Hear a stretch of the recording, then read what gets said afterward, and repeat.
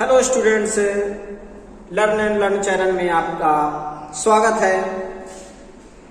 इससे पहले मैंने आपको 3 चैप्टर पढ़ाए हैं। सबसे पहला आपका था पदार्थ, दूसरा था आपका पदार्थ का पृथक्करण और तीसरे में मैंने आपको अम्ल, क्षार और लवण का फर्स्ट पार्ट कंप्लीट कर दिया है।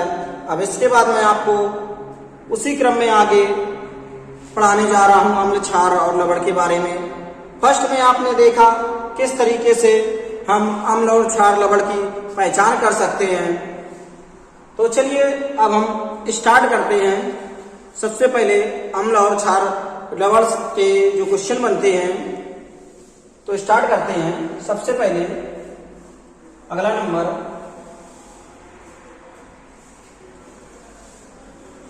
सब्सटेंस। सब्सटेंस मतलब पदार्थ, और किस पदार्थ में कौन सा अम्ल पाया जाता है। एसिड यानी कि अम्ल। स्टूडेंट्स, जो इंपॉर्टेंट से आपके पदार्थ हैं, सबसे पहले आपको कौन सा आ जाता है, वो आ जाते हैं सिट्रस फ्रूट्स यानी खट्टे पदार्थ। सिट्रस फ्रूट्स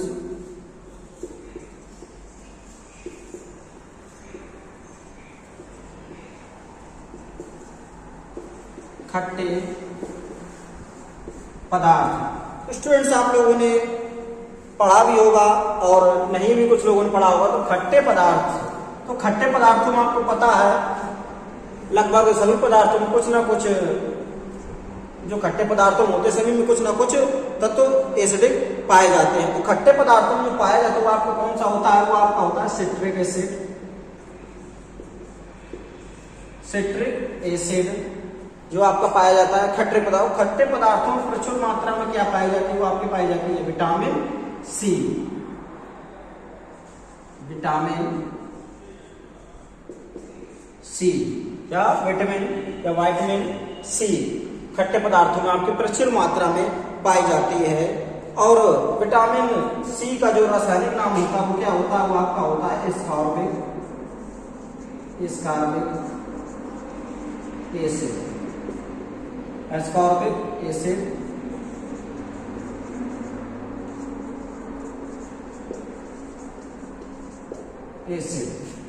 तो स्टूडेंट्स, आप लोगों ने देखा कि खट्टे पदार्थों में कौन सा एसिड पाया जाता है, वो आपका पाया जाता है सिट्रिक एसिड। और क्या पाया जाता है, विटामिन सी आपके प्रचुर मात्रा में खट्टे तत्वों, खट्टे पदार्थों में पाई जाती है। और विटामिन सी का जो रासायनिक नाम होता है वो क्या होता है आपका एस्कॉर्बिक एसिड। इसके बाद जो अगला नंबर आता है वो आपका इंपॉर्टेंस है, जो आपका वो होता है टैमरिंड मतलब इमली।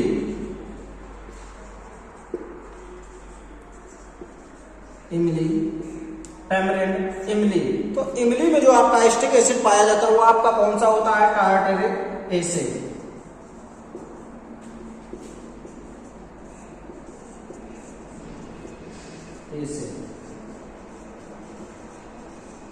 टार्टरिक अम्ल। टार्टरिक अम्ल आपका किसमें पाया जाता है, इमली में। इमली में आपका टार्टरिक अम्ल पाया जाता है। इसके बाद थर्ड नंबर आपका आ जाता है, वो आ जाता है आपका cold drinks.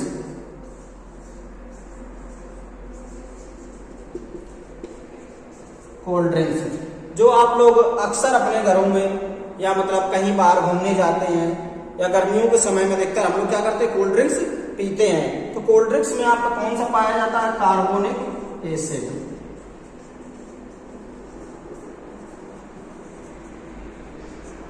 Acid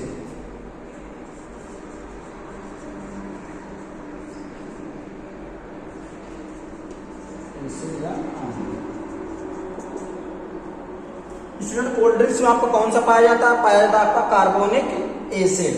carbonic acid या कार्बोनिक अम्ल। इसके बाद जो आपका अगला नंबर आता है, चौथा नंबर जो आपका आता है वो आपका आता है स्पिनच यानी कि पालक।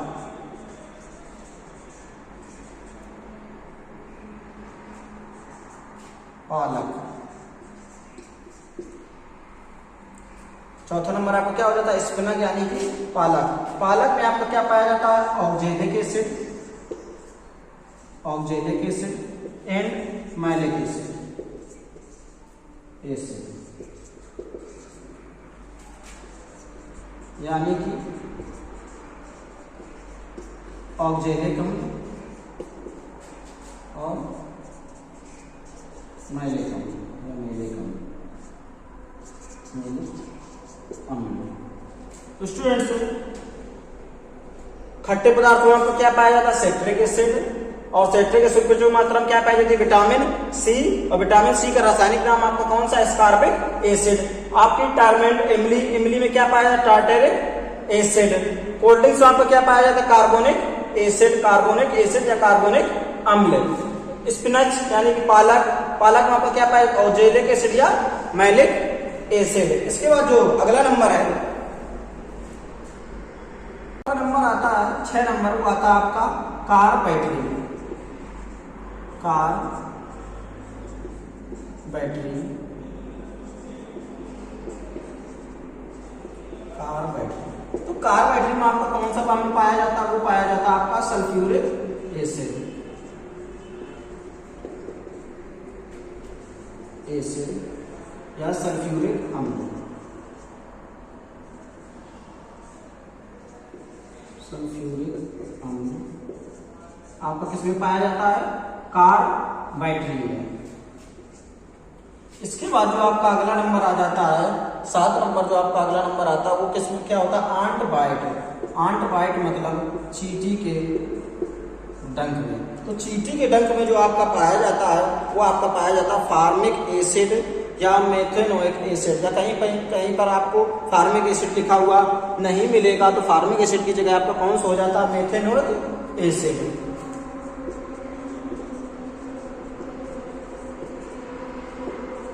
फार्मिक एसिड या मेथेनोइक एसिड।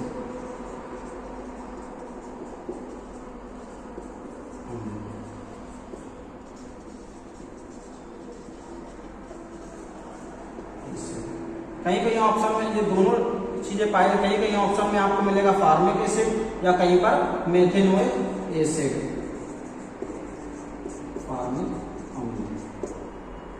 इसके बाद जो अगला नंबर इंपॉर्टेंट आपका रहता है वो रहता है आपका मस्कुलर क्रैम्प्स, मांसपेशियों में थकावट। जब हम कोई अभ्यास करते हैं या दौड़ लगाते हैं या कुछ कार्य करते हैं तो आप हमारे मांसपेशियों में क्या आ जाती, थकावट आ जाती है। वो कौन से एसिड की वजह से आती है वो आप लोगों को देखना है।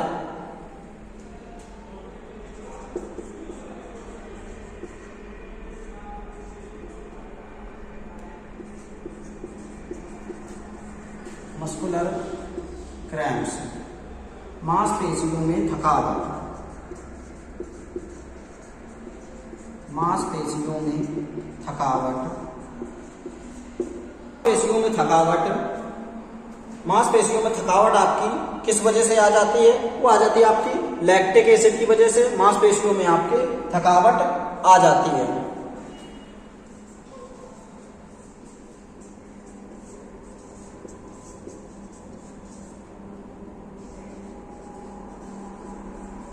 लैक्टिक अम्ल। इसके बाद जो आपका 9 नंबर आ जाता वो आ जाता आपका दही, और दही में भी क्या पाया जाता है, वो आपके पाया जाता है लैक्टिक एसिड या लैक्टिक अम्ल। वो आपके किसमें पाया जाता है, दही में। दही मतलब कर्ड। दही में भी आपको क्या पाया जाता है, लैक्टिक एसिड। इसके बाद जो आपका अगला नंबर आता है अमाशय एसिडिटी। तो एसिडिटी इन स्टमक मतलब जब पेट में गैस बनती है तो उसको क्या बोलते हैं, एसिडिटी। एसिडिटी इन स्टमक, तो जब गैस बनती है तो किस एसिड की वजह से बनती है। स्टूडेंट आपका अगला जो 10 नंबर है वो क्या है, एसिडिटी इन स्टमक, अमाशय में गैस या एसिडिटी, अमाशय में गैस या एसिडिटी तो किस वजह से हो जाती है, वो HCl आपकी hydrochloric acid, hydrochloric acid hydrochloric अम्ल, हाइड्रोक्लोरिक अम्ल। तो अमाशय में गैस किस वजह से होती है? हाइड्रोक्लोरिक अम्ल। तो ये थे आपके एसिड जो कहाँ कहाँ पर पाए जाते थे। इसके बाद आइए स्टूडेंट्स अब हम आगे देखते हैं कुछ महत्वपूर्ण क्षार। तो कुछ महत्वपूर्ण क्षार आपके कौन कौन से हैं? नंबर फर्स्ट आपका है, जो बहुत इंपॉर्टेंट है, अक्सर पूछा जाता है एग्जाम में। देखिए वो आपका कौन सा हो जाता है? Milk of magnesia, milk of magnesia.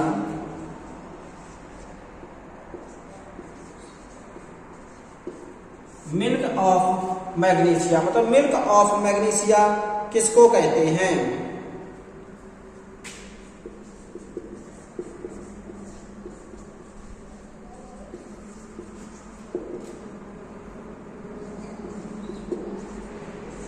तो मिल्क ऑफ मैग्नीशिया स्टूडेंट्स किसको कहते हैं? तो milk of magnesia, magnesium hydroxide,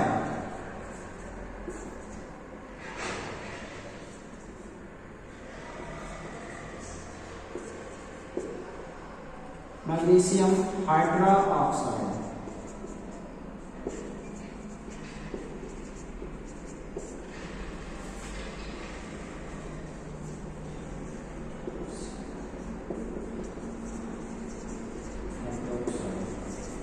magnesium hydroxide, milk of magnesia किसको बोलते हैं? Magnesium hydroxide.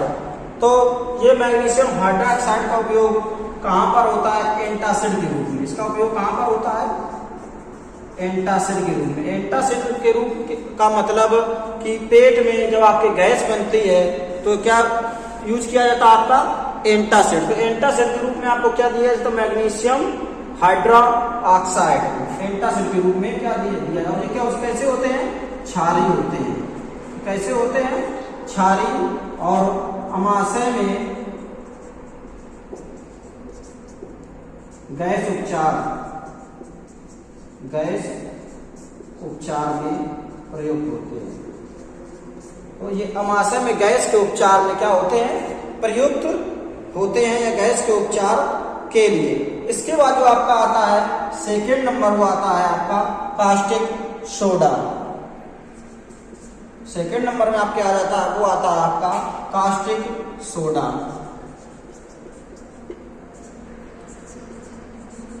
कास्टिक सोडा,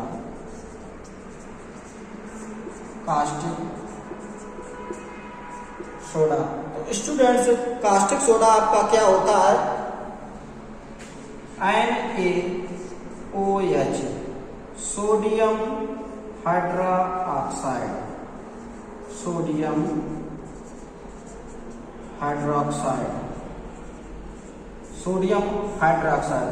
तो NaOH सोडियम हाइड्रोक्साइड, इसका उपयोग कहां पर होता है? तो इसका उपयोग होता है आपका साबुन बनाने में, साबुन बनाने में। तो इसका उपयोग क्या होता है? आपका सौंफ बनाने में, सौंफ बनाने में इसका उपयोग होता है। इसके बाद थर्ड नंबर आपका होता है, वो होता है आपका वॉशिंग सोडा। थर्ड नंबर यहाँ पे होता है वो वॉशिंग सोडा। वॉशिंग सोडा आप किसको बोलते हैं? वॉशिंग सोडा आप बोलते हैं सोडियम कार्बोनेट। वॉशिंग सोडा आपका जो होता है वो होता है आपका सोडियम कार्बोनेट।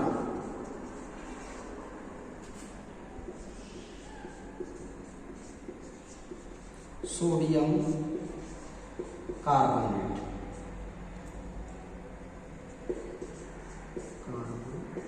कार्बोनेट।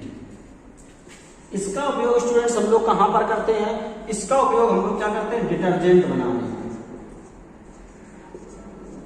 डिटर्जेंट बनाने में, डिटर्जेंट बनाने में या कपड़े धोने में, कपड़े धोने में। तो कास्टिक सोडा का, वॉशिंग सोडा का उपयोग हम लोग कहां पर करते हैं? डिटर्जेंट बनाने में और कपड़े धोने में। डिटर्जेंट का उपयोग मेनली किसमें होता है? कपड़े धोने के लिए। और इसमें कपड़े धोने में क्या होता है? आपका सोडियम कार्बोनेट। इसके बाद जो आपका अगला नंबर होता है वो चौथा नंबर होता है और वो आपका होता है बेकिंग सोडा।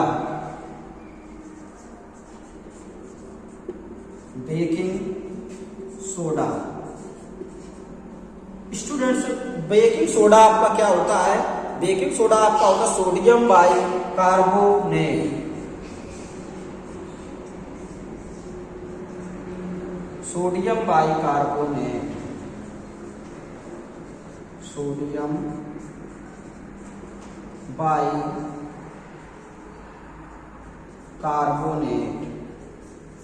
Sodium bicarbonate.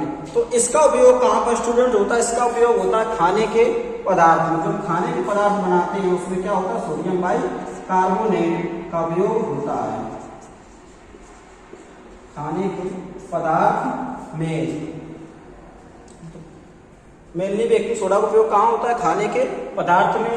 आपका वॉशिंग सोडा का उपयोग कहाँ पर होता है? डिटर्जेंट बनाने। वॉशिंग सोडा का आपका सूत्र क्या होता है? Na2CO3 × 10H2O। और इसके बाद आपका बेकिंग सोडा का सूत्र क्या होता है? Sodium bicarbonate NaHCO3। इसके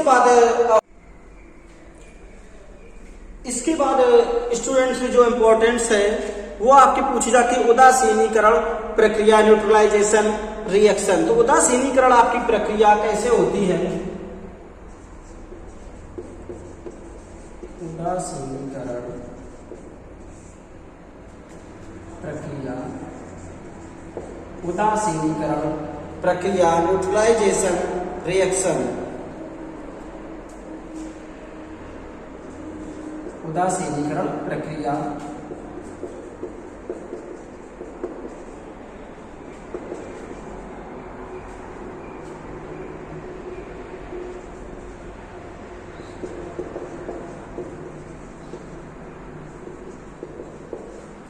न्यूट्रलाइजेशन रिएक्शन।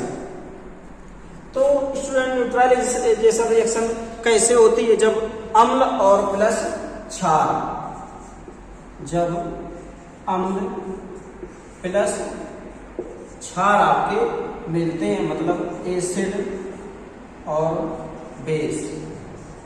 एसिड और बेस जब आपके मिलते हैं तो क्या बनती है? आपकी उदासीनीकरण प्रक्रिया। तो उदासीनीकरण प्रक्रिया में क्या होता है? एसिड और बेस जब मिलते हैं तो आपके क्या बनते हैं? लवण। लवण मतलब सॉल्ट। सॉल्ट और प्लस क्या निकलता है आपका? जल यानी कि वाटर। जल यानी कि वाटर। तो ये आपकी कौन सी होती है? उदासीनीकरण प्रक्रिया या न्यूट्रलाइजेशन रिएक्शन, या न्यूट्रलाइजेशन रिएक्शन या उदासीनीकरण प्रक्रिया। तो आपकी कौन सी होती है? जब अम्ल और क्षार मिलकर के लवण बनाते हैं और जल बनाते हैं तो आपकी कौन सी प्रक्रिया होती है? उदासीनीकरण प्रक्रिया। तो उदासीनीकरण प्रक्रिया हम कैसे कराते हैं? सबसे पहले हम एक एसिड लेते हैं, वो कौन सा आपका लिया? HCl प्लस आपका क्षार हम लेते हैं, कौन सा लेते हैं? NaOH, हाइड्रोक्लोरिक एसिड और सोडियम हाइड्रोक्साइड। जब प्रक्रिया कराते हैं तो क्या होता है? NaCl आपका क्या बनता है? लवण, सोडियम क्लोराइड।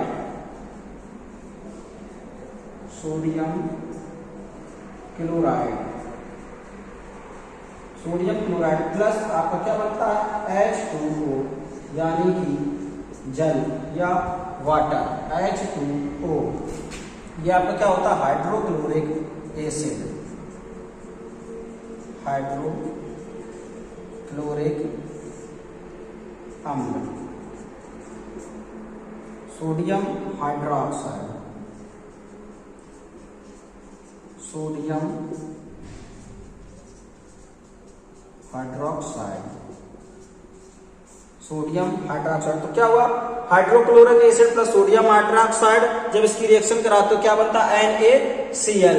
यही आपकी क्या है? उदासीनीकरण प्रक्रिया। जब एक अम्ल और जब एक क्षार मिल करके हमारा क्या लवण बनाते हैं और जल बनाते हैं तो आपकी कौन सी प्रक्रिया होती है? उदासीनीकरण प्रक्रिया। बहुत ही इंपॉर्टेंट है, आप सभी लोग अच्छे से इसका रिवीजन करिएगा। तो चलिए अब आगे देखते हैं।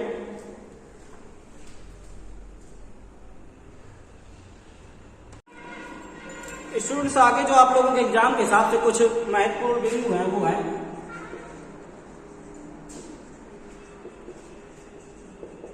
सम इम्पोर्टेंट, तो वो आपके कौन कौन से हैं? सबसे पहले आपका एग्जाम में जो पूछा जाता है वो पूछा जाता है ब्राइन वाटर,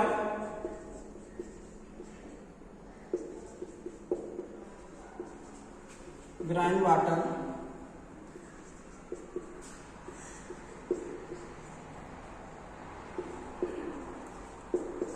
तो ब्राइन पानी आपका क्या होता है या ब्राइन वाटर आपका क्या होता है? वो होता है NaCl plus H2O, sodium chloride,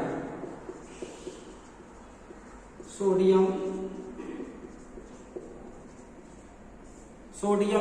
chloride. Brine water जो आपको कुछ महत्वपूर्ण बिंदु में पूछे जाते हैं, ब्राइन वाटर में किसका मिश्रण होता है? आपका सोडियम क्लोराइड और H2O का। इसके बाद स्टूडेंट्स अगला जो आपका नंबर है वो आता है लोहे के दाग छुड़ाने में। तो लोहे के दाग छुड़ाने में, लोहे के दाग छुटाने में remove iron strains in clothes, remove iron strains in clothes, iron strains clothes, iron strain clothes. तो उसमें आपका क्या उपयोग होता है? वो होता है ऑक्जेलिक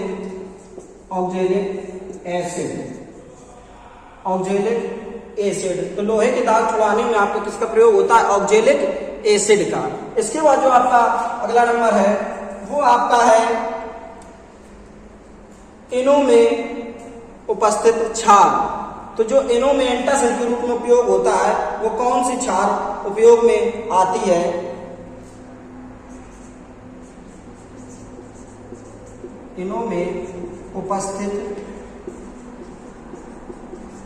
क्षार, इनो में उपस्थित क्षार या base present in Eno, base present in Eno. तो जो बेस में आपके उपस्थित क्षार होती है वो आपके क्या होता है? Baking soda.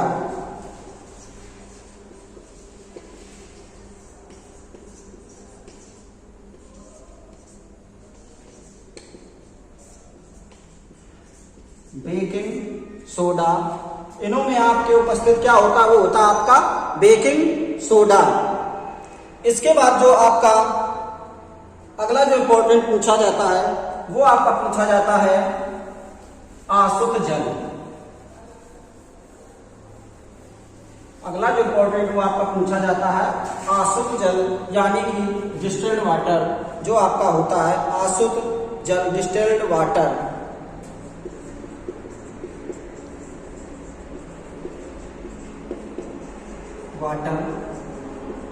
आसुत जल। तो आसुत जल आपका क्या होता है? तो आसुत जल में इंपॉर्टेंट जो याद करने के लिए होता है, क्या होता है? इनमें मिनरल्स नहीं होते। इनमें क्या होता है? मिनरल्स यानी कि खनिज क्या होते हैं? खनिज नहीं होते हैं। सेकेंड नंबर इनका क्या होता है? इनका होता है पीएच वैल्यू कितनी होती है इनकी? 7। पीएच वैल्यू इनकी कितनी होती है? 7। थर्ड नंबर जो इनका होता है, सेकेंड नंबर होता है इनका पीएच वैल्यू 7, और थर्ड नंबर में इनका आरओ, जो आरओ की प्रक्रिया से क्या बनता है? डिस्टिल्ड वाटर की प्रक्रिया पूर्ण होती है, जिसको बोलते हैं रिवर्स ऑस्मोसिस की प्रक्रिया, रिवर्स ऑस्मोसिस की प्रक्रिया। और क्या होता है? जब इनमें खनिज नहीं पाए जाते हैं तो क्या होता है? इनमें क्या होता है? विद्युत के ये कुचालक होते हैं। विद्युत के कुचालक, बैड कंडक्टर ऑफ इलेक्ट्रिसिटी। विद्युत के कुचालक होते हैं, बैड कंडक्टर ऑफ इलेक्ट्रिसिटी, विद्युत के कुचालक होते हैं। तो आसुत जल के बारे में आपने क्या जाना? इनमें खनिज नहीं होते, इनका पीएच वैल्यू क्या होता है? 7 होता है। 7 मतलब ये क्या होते हैं? उदासीन होते हैं। और इनकी कौन सी? रिवर्स ऑस्मोसिस की प्रक्रिया के द्वारा आसुत जल की प्रक्रिया होती है। और इसके बाद इसके क्या होते हैं? इनमें खनिज नहीं पाए जाते तो क्या होते हैं? विद्युत के कुचालक होते हैं। आगे आप लोगों से जब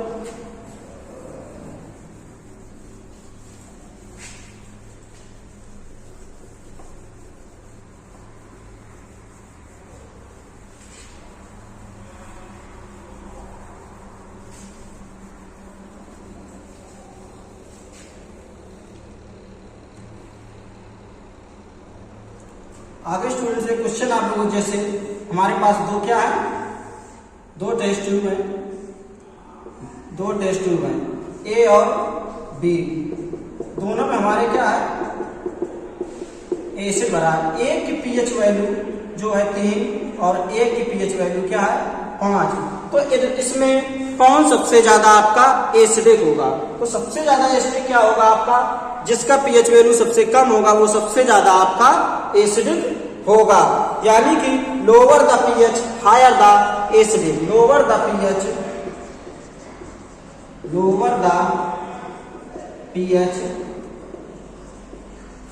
higher the acidic, higher the acidic. यानी कि जिसका पीएच वैल्यू जितना कम होगा उसका अम्लीय गुण उतना ही ज्यादा अधिक होगा, या उसके अम्लीय गुण उतने ही ज्यादा अधिक या उतने ही ज्यादा वो क्या होगा अम्लीय होगा। तो स्टूडेंट्स ये थी आप लोगों की क्लास। अम्ल और क्षार के जितने भी डाउट्स थे आपके, हमने अभी तक वो सारे आपके लगभग परीक्षा में आने वाले जो उपयोगी थे सब कंप्लीट कर दिए हैं। आप लोगों को अगर हमारी क्लास पसंद आए तो हमारे चैनल को सब्सक्राइब एंड शेयर जरूर करिएगा।